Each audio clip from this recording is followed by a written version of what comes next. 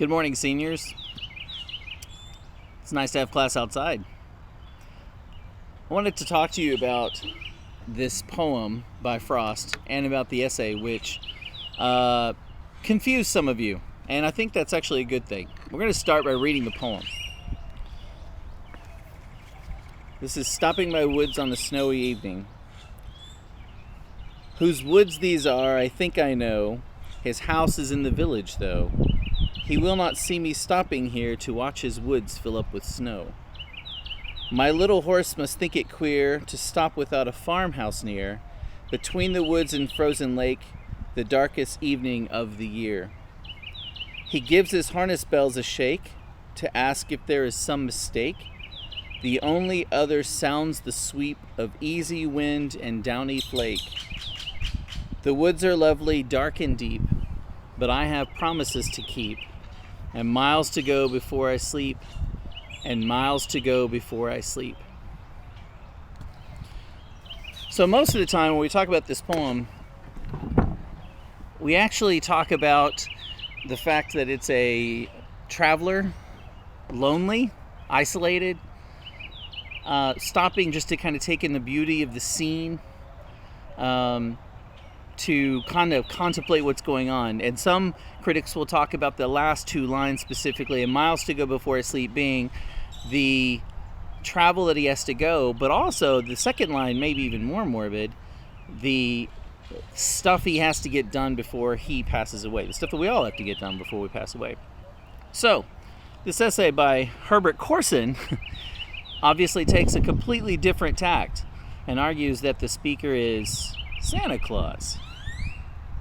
And honestly, if any of you had turned a paper in that said the speaker of this poem was Santa Claus, I probably would have said you were crazy. And some of you in your comments, I've already noticed, were confused by it or said that you thought his argument was flawed. Some of you said, I had never thought about that way. That's an interesting kind of take. I need to tell you where that essay came from. It's in this book.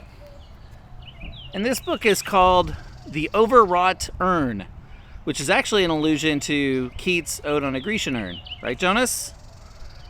The Overwrought Urn. And it says it is a potpourri of parodies of critics who triumphantly present the real meaning of authors from Jane Austen to J.D. Salinger. And you can see the kind of funny picture there on the cover. Herbert Corson was actually a college professor at Bowdoin College, well-respected critic, author of a whole bunch of books. He knew what he was doing, but in this case, he was playing with you. It's a joke. The essay is a joke. If you want to see what he's trying to do, though, he's trying to make fun of the people or make fun of the essays that kind of look at poetry as a big riddle. That rather than talking about someone stopping in the woods and taking in the beauty of nature and contemplating maybe his immortality, that it's a trick and you're supposed to figure out who it is. And a lot of students of poetry kind of do that. They try to figure out what it is, rather than sometimes just saying it is about a guy stopping in the woods and taking all this beauty in and taking in the nature and kind of contemplating something larger. If it's about Santa Claus, the poem actually loses all of its power. It loses all of its uniqueness. It ceases to be relevant in any real way. It is literally a kind of a footnote where you check to the back of the book to find out what the answer is, and you say, oh, it's Santa Claus, and then you move on. So I hope you enjoyed the essay. I found that book a long time ago at a library sale or something, and I use it every year because it's a lot of fun. We're starting the fourth quarter with something fun, okay? I'm going to give you the same assignment that I give every year. It's not going to quite be as good because we're not going to be able to share it publicly, but we'll figure it out. Before we do that, I want to read you another poem of Frost. And it's one that I posted on Classroom. so you can refer back to it, because you're going to need to, because you're going to write an essay on it. This is Nothing Gold Can Stay. And before I read it, I'll tell you that when I was at the University of North Texas, I had a professor who said he had studied this poem for 17 years, and I guarantee you he's still probably studying it.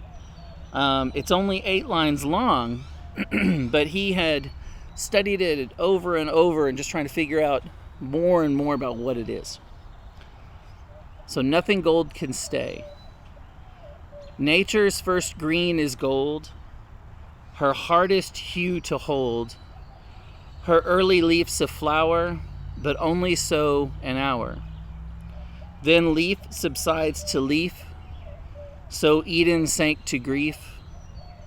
So dawn goes down to day, nothing gold can stay. Now this poem talks about the joy of that first beginning. Yes, of nature. You know, this is a wonderful time of nature. The trees are coming into to leaves. You can see them all behind me. We've got flowers blooming everywhere. The squirrels were chasing themselves around like crazy earlier.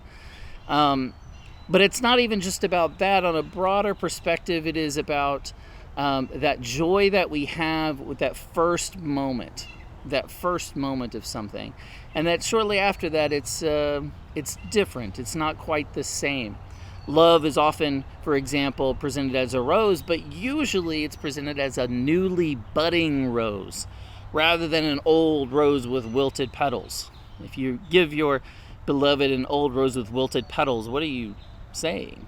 So it needs to be a new, fresh rose. Okay, but for this essay, you're going to do something different.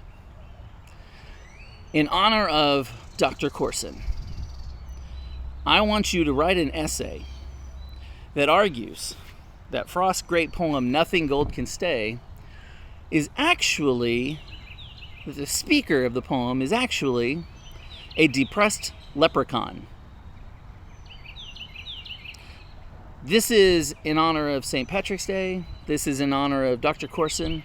This is to have a little fun. I want you to take the 8-line poem and look at it and peel it apart and make the argument that the speaker is actually a depressed leprechaun.